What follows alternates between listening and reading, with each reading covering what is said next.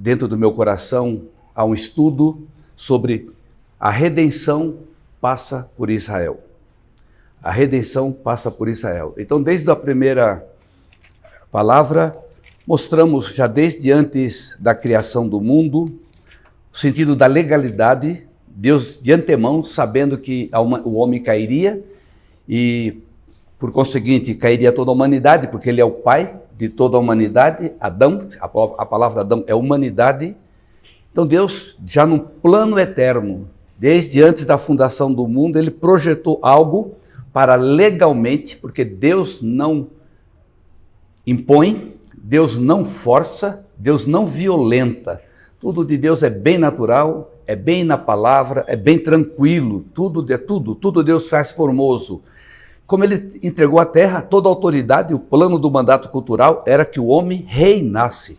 Então, quando o casal entrou à terra, eles tinham o reino em todos os sentidos. A nossa mente não consegue entender, mas ele era como um Deus.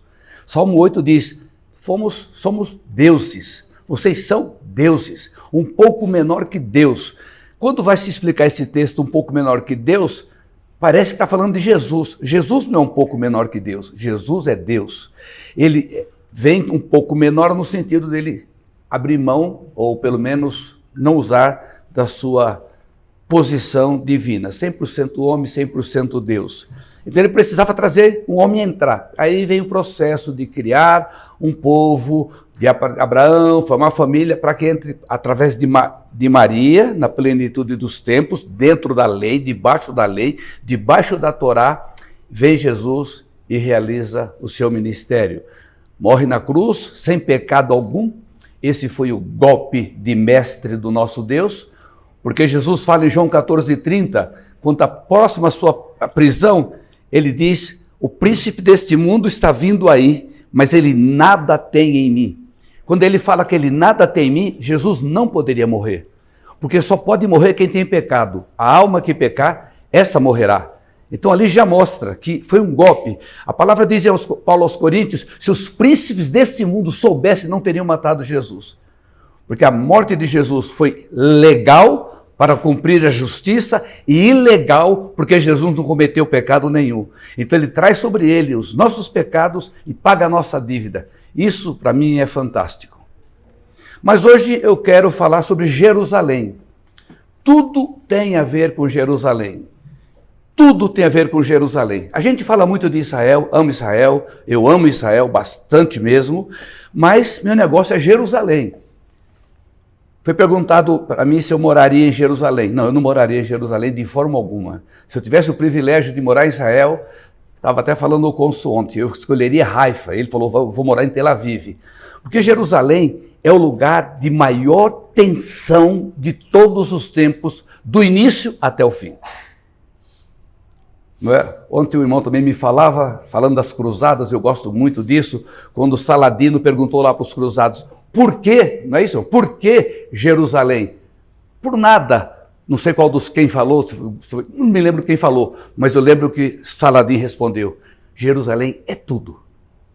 Então, tudo é Jerusalém. Jerusalém é o coração. Deus escolheu Jerusalém. Sabe o que é isso? Deus escolheu Jerusalém.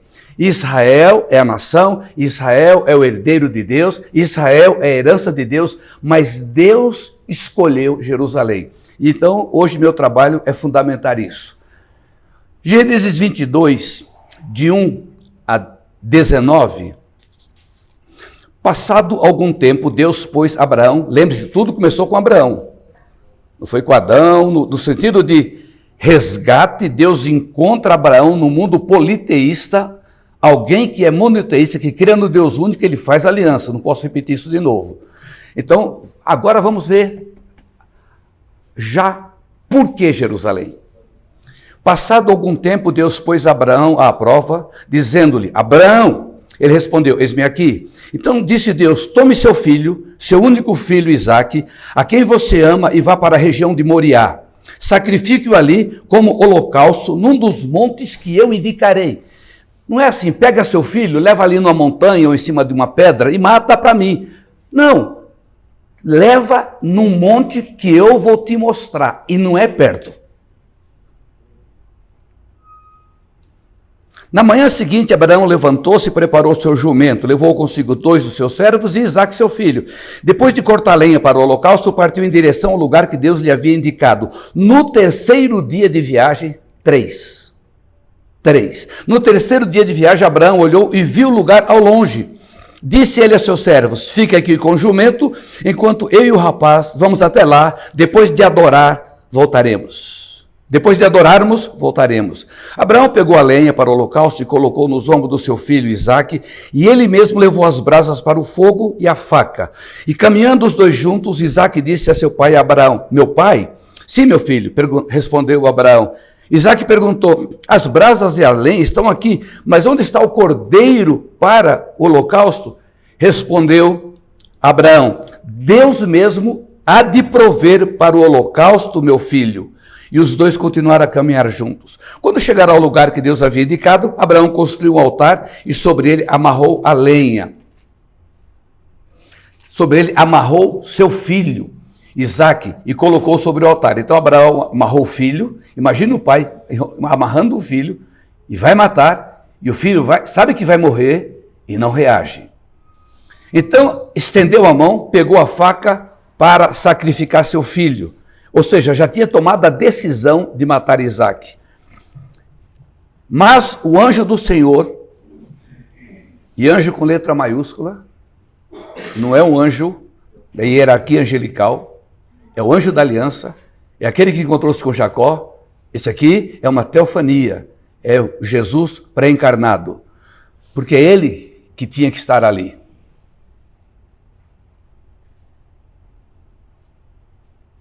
Aquele anjo era o Filho de Deus, pré-encarnado. Era ele que estava ali. Mas ele não podia estar ali naquele momento, porque tinha que completar toda a tzedaká, toda a justiça. Não toque no rapaz, disse o anjo. Não lhe faça nada. Agora sei que você teme a Deus, porque não negou seu filho, seu único filho. Abraão ergueu os olhos e viu um carneiro preso pelos chifres num arbusto. Foi lá pegá-lo e o sacrificou como holocausto em lugar do seu filho. Abraão deu àquele lugar o nome de O Senhor Proverá. Por isso, até hoje se diz: no monte do Senhor se proverá.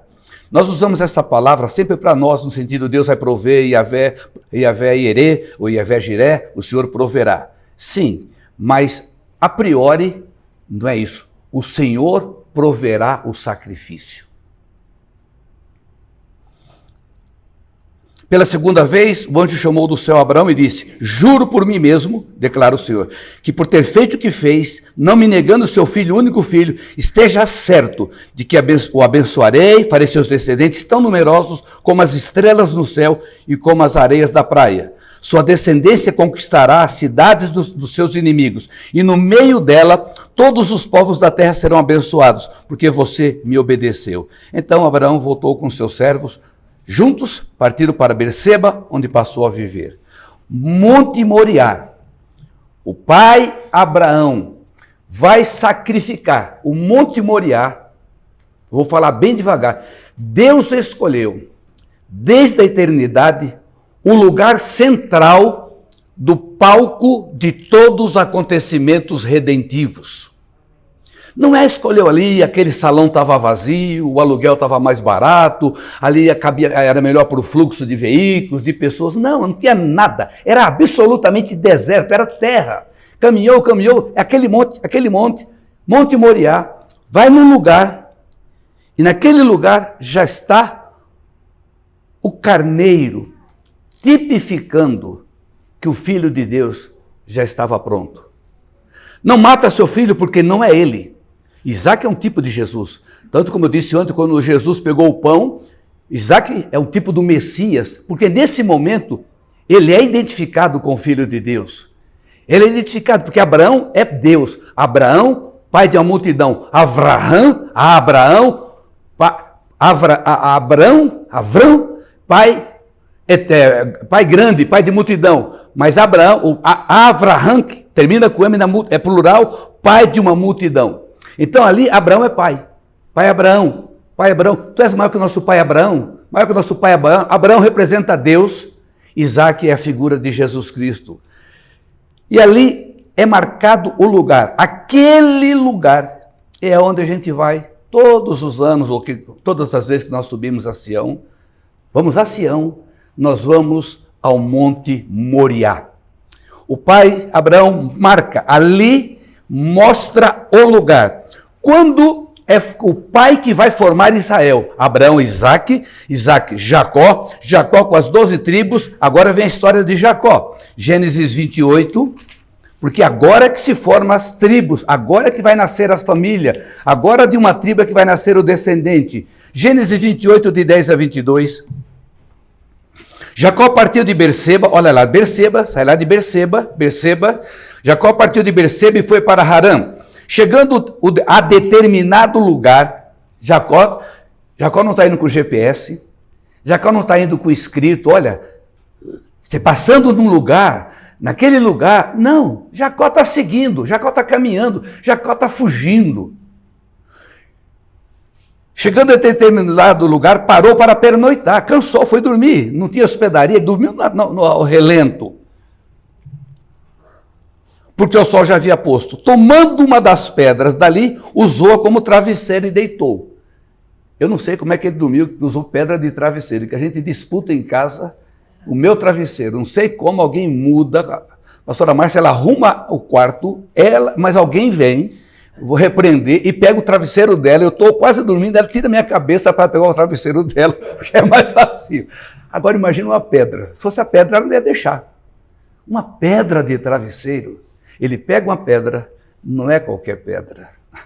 Nada de Deus é qualquer coisa. Nunca de Deus não tem significado. Tudo tem significado. Ele pega uma pedra.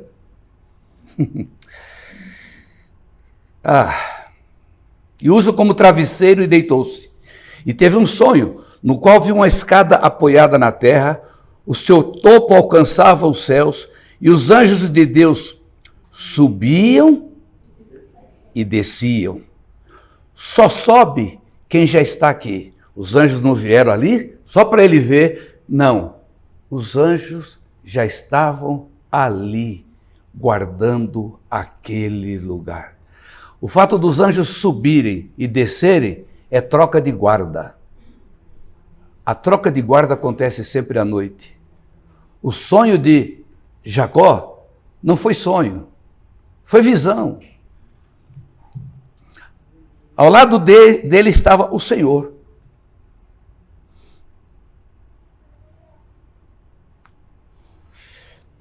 Lhe disse, e o Deus de Isaac, daqui darei a você e aos seus descendentes a terra do que você está deitado. Seus descendentes serão como o pó da terra, espalharão para o oeste, para o leste, para o norte, para o sul.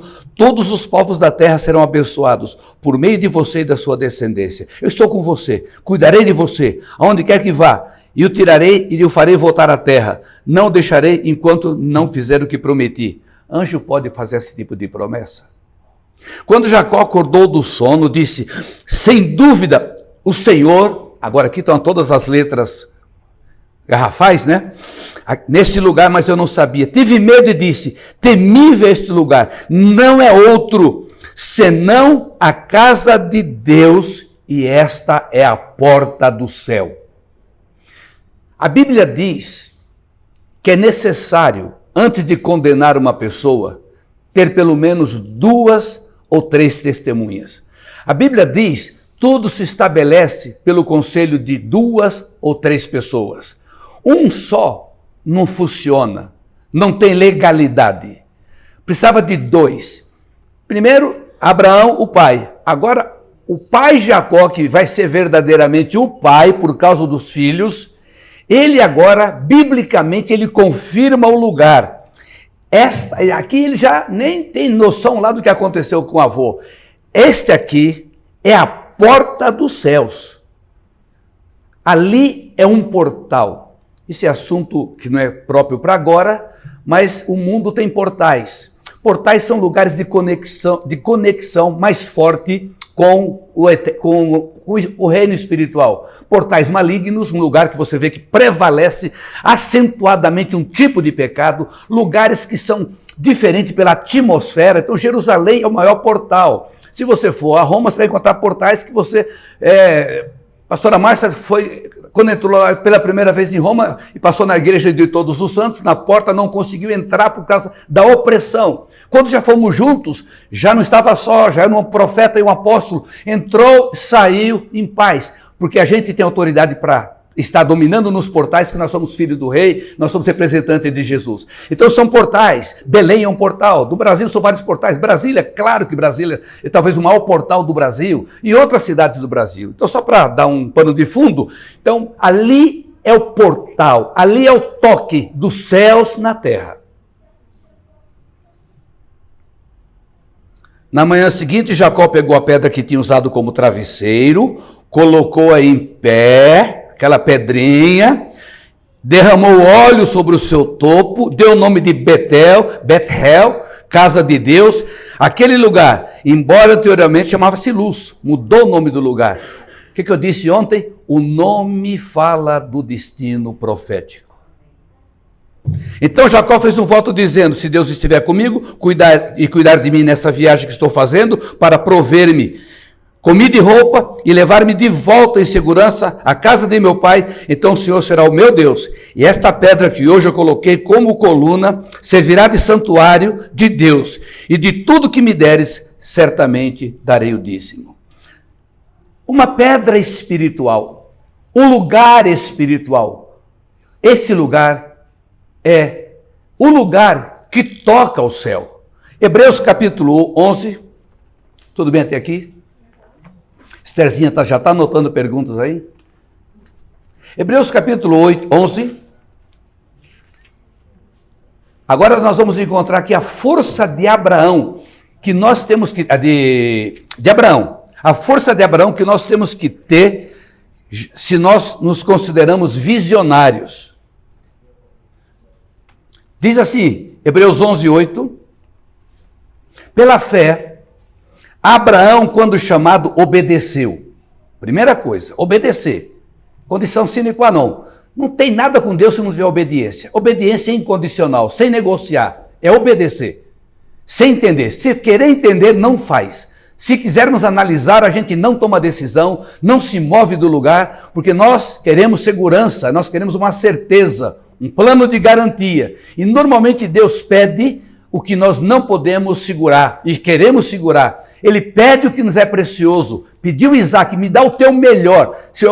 Idoso, você tem 100 anos, ali talvez já estava com 117, 118, já era rapaz, de adolescente para rapaz, era a herança, era a promessa, era toda a razão dele viver até aquela idade, e ele e a mulher dele.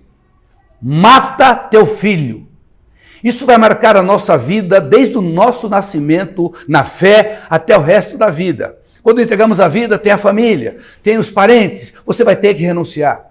Eu fiquei órfão do meu pai quando eu tinha 1 ano e 9 meses, minha mãe veio para São Paulo, eu tinha um tio que eu idolatrava, me ensinou, ele tinha uma biblioteca e me deixava, eu abria aquela biblioteca e ali tinha umas seleções de Rededages, aí eu fui pegando aquela cultura de seleções, menino ainda, fui pegando aquela base, os livros, conhecer tudo, e ali esse tio me pegava botava no pescoço, e um dia ele chegou em casa.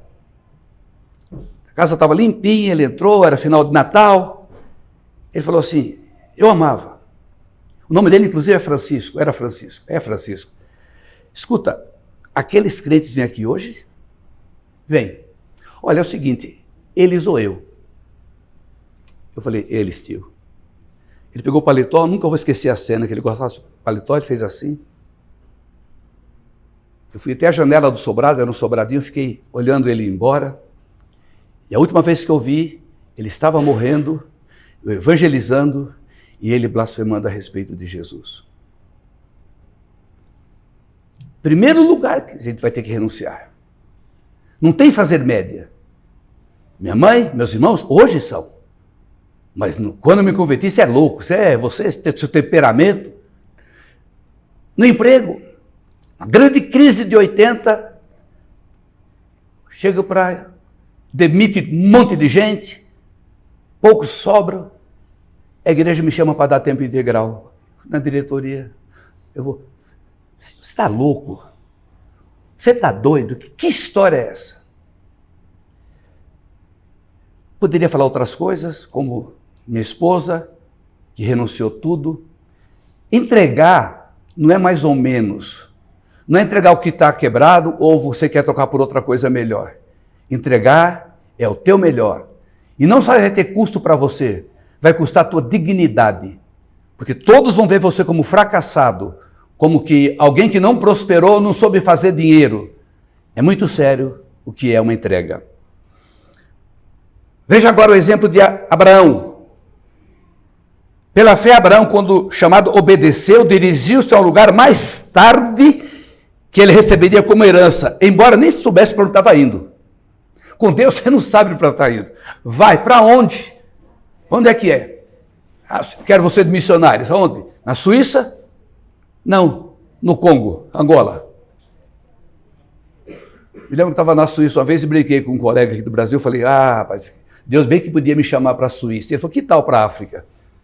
Mas eu tive chamado para a África. Só não fui para a África porque a denominação não mandava quem tinha mais que 3 filhos. Ele nem sabia para onde ia. Pela fé, ele peregrinou na terra prometida como se estivesse em terra estranha, vivendo em tendas, bem como Isaac e Jacó, co-herdeiros da mesma promessa. Destaque, verso 10. Destaque, verso 10. Pois ele esperava a cidade que tem alicerces, cujo arquiteto e edificador é Deus.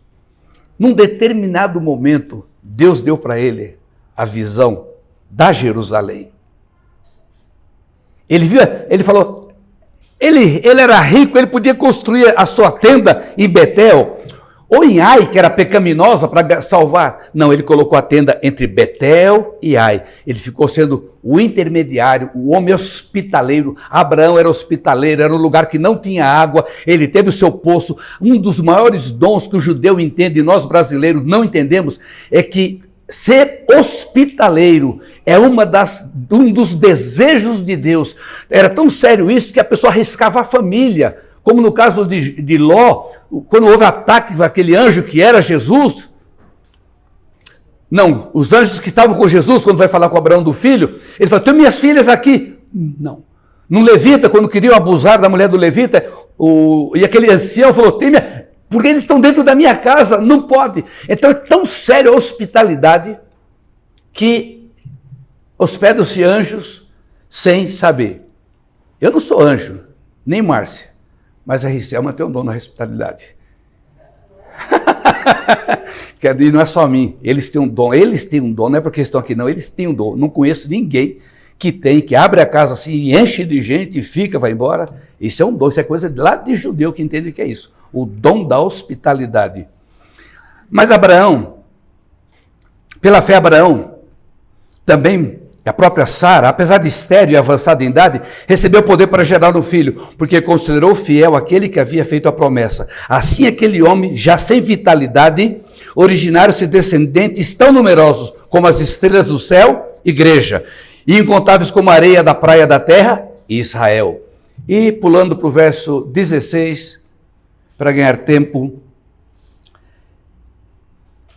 em vez disso, esperavam eles uma pátria melhor. Isto é a pátria celestial. Esse portal espiritual aponta para Jerusalém, que essa Jerusalém agora, ela só é o tipo, é o lugar na Terra onde Deus quer. Deus escolheu o planeta, Deus não escolheu Marte, a gente quer ir para Marte, Deus não escolheu Marte, Deus não escolheu Saturno, Deus escolheu a Terra. Ele quis. E escolheu um lugar para morar. Lá vai mais um negócio. Tudo o que acontece aqui, acontece no reino espiritual. Somos um reflexo do reino espiritual. Por que o inimigo vê? Por que está acontecendo aqui? O perfeito está acontecendo lá. Paulo diz, nós vemos como espelho. Na eternidade nós vamos ter árvores, cachoeiras, nós vamos ter tudo perfeito. Logo no início do mover do Espírito, fui visitar um senhor que estava para morrer, e ele falou assim, despediu a família, falou, manda o pastor entrar. Ele falou, pastor, eu vou te falar um negócio que eu não falei para minha família, senão eles vão pensar que eu estou doido, tomando eu estou doido. Eu vi uma cidade linda, cheia de árvores, Mas as flores, eu nunca vi essa flor. Eu falei, fala mais, fala mais. Os pássaros, músicas maravilhosas, o perfume. Falei, descansa. Você está indo para essa cidade. Existe isso. As pessoas pensam que o céu é um lugar com nuvenzinha. Tudo no reino natural é um reflexo do reino espiritual. Usando a palavra do apóstolo, é como se fossem camadas.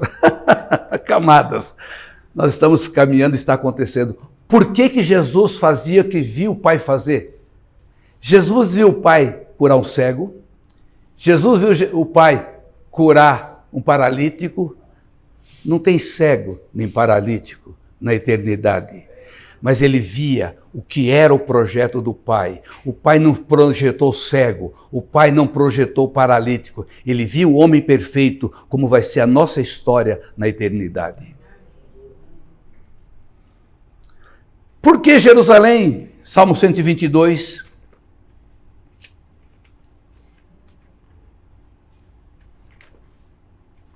Salmo 122 tem muitas coisas mais do que orai pela paz de Jerusalém, prospera os que te amam. Alegrei-me quando me disseram, né? Tem corinhos, né? A gente cantava isso lá no passado. Alegrei-me quando me disseram, vamos à casa do Senhor. É o povo subindo, cântico de degraus, aquela alegria quando viu o templo. Eu tenho um quadro que eu comprei lá em Israel, que eu imagino aquilo naquele tempo, no passado, quando o povo vinha de longe, porque vinha de todas as terras e olhava para o templo, aquele gozo que daria, porque é retratado nos Salmos.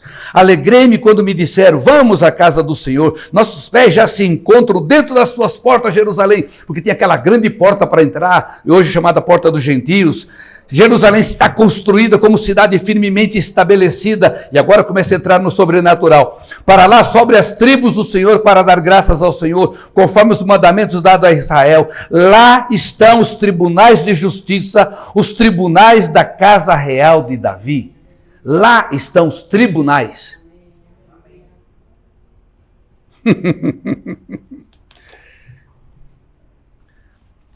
A Bíblia diz que quem oferece um copo d'água ao profeta, na qualidade de profeta, recebe o galardão de profeta.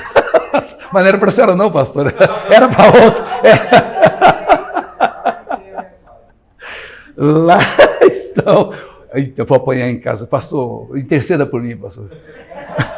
Só o olhar, eu já nem vou pregar agora olhando para aquele lado, só olhar.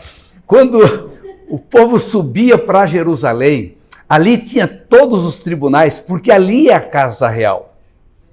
Quando fui com o apóstolo Hudson para Israel, o ano 2017 foi um dos melhores anos que nós tivemos de experiência juntos, eu creio. Nós fizemos a Rota dos Reformadores, fomos na Alemanha, e um monte de lugares, e foi muito bom. Mas no final do ano, nossos tabernáculos, nós fomos para uma festa estranha. A gente pensou que era tabernáculos que a gente conhece, mas era um tabernáculo diferente, o povo das ilhas trazendo oferta para o rei, tínhamos que subir levando oferta para o rei, e ali, falei, Hudson, o que nós estamos fazendo aqui? E a pessoa que nos chamou, que o Senhor conceda o dom. E outra, peço pedir um favor para a senhora, antes da gente ir embora, conversa com a pastora Márcia, porque o preço vai ser alto. Aí estava eu, o Hudson, sentado lá, e o pastor lá embaixo olhava para nós e fazia assim. Falei, Hudson, acho que a gente vai pregar depois que terminar a festa, porque já está terminando. E não pregamos nada. E ali todo mundo assustado, os próprios judeus messiânicos assustados. Os rabinos proibiram alugar lugar. Tinha algo diferente ali. Naquele ano que todo mundo dizia que era a volta de Jesus, por causa daquela história toda que acompanhou 2017. E ali alguma coisa está acontecendo.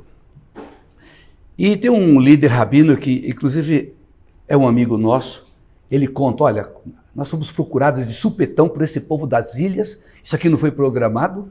E todos trazendo Bíblia de missionários que foram mortos. E nós tínhamos que voltar do fim do mundo para entregar um presente ao rei. E traziam aquelas coisas típicas da nação. Aí ele disse, e eu orei a Deus. Foi muito difícil fazer esse evento. E Deus me deu Mateus, no texto que fala que os magos foram do Oriente levar presente ao rei. Ele disse, nós não que somos daqui, não sabíamos. O mundo lá fora, os outros conhecem. E ali ele entendeu que sempre Israel perde a visitação, porque os de dentro da terra não conhecem, vêm os outros de fora.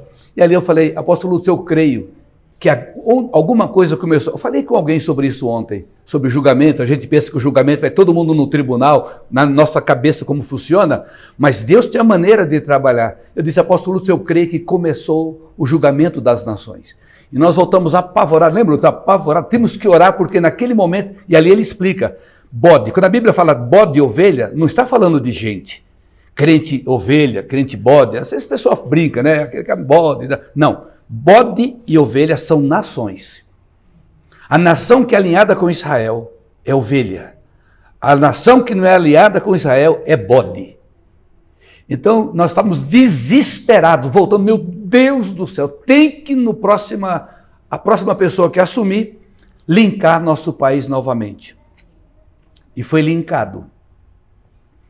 Eu estou trazendo isso agora, porque agora nós estamos deslinkados.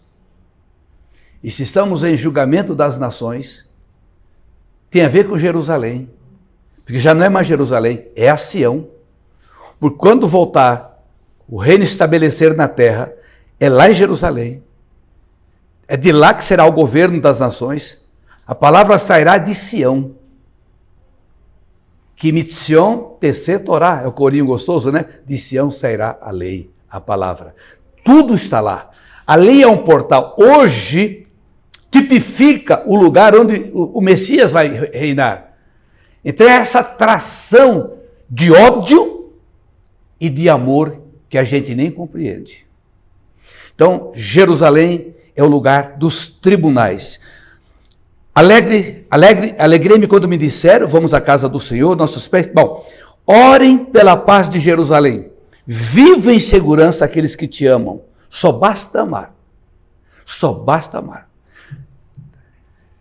As caravanas que eu levo sempre são pessoas que fazem sacrifício.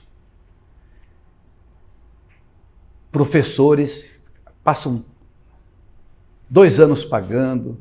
A primeira caravana teve uma senhora aqui do Recife que levou algumas coisas de alimento, não sabia que tinha lá, eu vi comendo fora, falei, minha irmã, tem tudo. Gente simples, mas que tem uma convicção. Como é que você chegou aqui? Foi um milagre. Um milagre. A primeira caravana eu bem seguro, tinha ido na caravana em 90, fiz a primeira em 93, e um pastor da cidade, de uma igreja bem pequenininha, amigo meu, ele falou, como é que é esse negócio aí? Pastor Francisco, ele me chama Pastor Francisco. Eu falei, assim, mas o preço é esse, a gente orienta a igreja quando deseja, se você quiser eu dou um seminário na igreja, a igreja parcela, divide, assim foi a minha igreja que fez, minha primeira viagem, nem passou pelo caixa, expliquei. Você quer falar na minha igreja? Eu vou. Quando eu cheguei, vi aquele grupinho pequeno, eu falei, meu Deus do céu, eu iludi esse irmão, tadinho.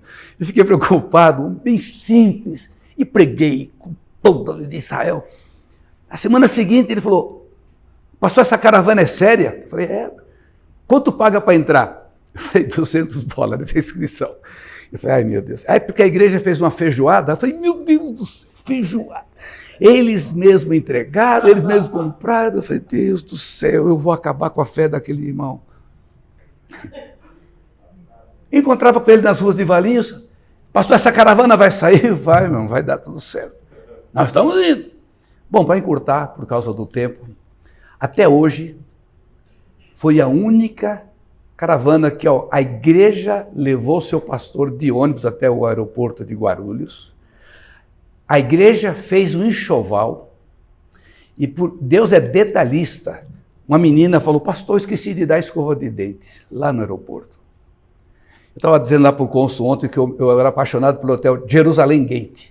Eu nunca vou esquecer isso. A última semana, ele bem simples, e aí, pastor, como é? Tem muitas verdinhas?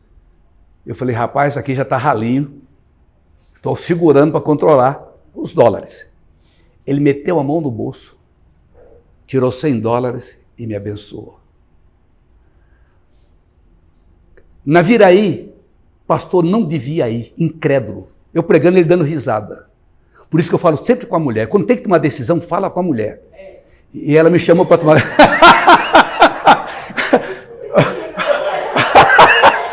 Fala, profeta! Ela me chamou no canto com o vice-presidente da igreja. Pastor, explica esse negócio direito. E o vice-presidente do lado. Como é que é isso? O pastor foi dando risada. Ela falou, não merecia, Deus é bom. Eu falei, são $200. E paga como? Assim. O vice-presidente, era tesoureiro, pegou o cheque, já leva a inscrição. Eu falei, não, isso dinheiro não é comigo. Manda para a agência. Aquele pastor lá, nesse mesmo hotel, chapeuzinho de turista, bermuda, andando lá nos pés. Eu não acreditava estar aqui. Eu falei, você não devia estar aqui. Dê a fé da tua mulher. Então, cada caso, outra igreja que eu preguei, aí no culto doaram 3 terrenos. Um terreno ficou para a igreja e 2 foi para o pastor e para Israel. Pessoas que eu gosto de fazer isso, sinto essa alegria como professor, sai e hoje faz caravanas. Estava contando ontem, um pastor na cidade falava assim, Nicolau, eu sou mais palestino que Israel. E eu falava, aquilo me doía. Hoje esse homem já levou caravanas, cabeça branquinha, estudando hebraico. O outro pastor que foi comigo pela primeira vez também fazendo Egito, fazendo caravanas. Sempre milagre. Nunca ninguém vai a Israel porque tem dinheiro sobrando. E como alguém me procurou, né, hoje, a garantia é lá. Não acontece nada, eu estou aqui hoje. Estive na intifada no ano 2003. Quando começou a intifada, eu vi pneu queimado, estou aqui. E como disse alguém a semana passada lá na nossa igreja, pastor, se morrer lá é porque é propósito de Deus. Então há algo em Jerusalém, há algo sobrenatural.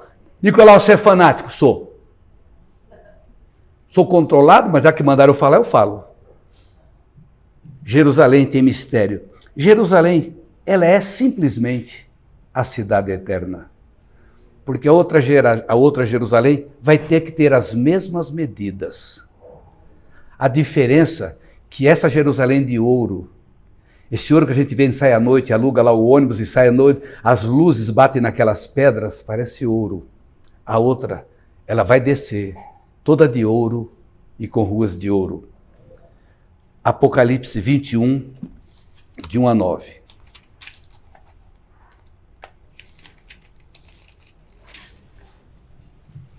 Então vi novos céus e nova terra, pois o primeiro céu e a primeira terra tinha passado.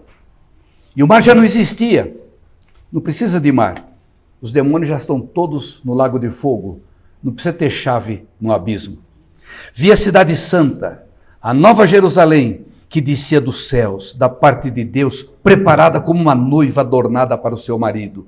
Ouvi uma forte voz que vinha do trono e dizia, agora o tabernáculo de Deus está com os homens, com os quais ele viverá. Ele vai viver aqui. Ele vai morar aqui. Não é nós que vamos morar lá. Ele vai morar aqui. Eu sei que isso não entra na cabeça, mas por enquanto vai aceitando pela fé. Povo doidinho para ir para o céu e Deus doidinho para vir para a terra. Deus quer ser homem e o homem quer ser Deus. Isso não é, frase não é minha, mas Deus quis ser homem e o homem quer ser Deus. Todo mundo quer ir para o céu e Deus quer vir para a terra. Não, interessante. E aqui ele viverá. Eles serão seus povos, o próprio Deus estará com eles e será o seu Deus. Ele enxugará dos olhos toda lágrima, não haverá mais morte, nem tristeza, nem choro, nem dor, pois a antiga ordem já passou. E aquele que estava sentado no trono disse, estou fazendo todas as coisas novas. E acrescentou, escreva isto, pois essas palavras são fiéis e dignas de confiança. Disse-me ainda, está feito, eu sou o alfa e o ômega, o princípio e o fim. A quem tiver sede darei de beber gratuitamente da fonte da água da vida. O vencedor herdará tudo isso, eu serei o seu Deus, e ele será meu filho. Mas os covardes, os incrédulos, os depravados, os assassinos que cometem imoralidade sexual, os que praticam feitiçaria, os idólatras e todos os mentirosos, o lugar deles será no lago de fogo que arde o enxofre. Essa é a segunda morte. Verso 9. um dos 7 anjos, que tinha 7 taças cheias das últimas 7 pragas, aproximou-me e disse: venha, eu lhe mostrarei a noiva, a esposa do Cordeiro. Termino aqui. Alguém me perguntou ontem, quem é a noiva? É a igreja ou Jerusalém? Falei, as duas, e Jesus não é. Não tem 2 mulheres. É a mesma. A noiva, Jerusalém, a igreja, é a mesma coisa. Os outros povos vão existir, mas isso fica para amanhã à noite, e o pastor Sérgio pediu para eu falar, brincadeira. O milênio é em outro momento. Esta é a Jerusalém que nós amamos. Este é o fundamento dessa Terra Santa.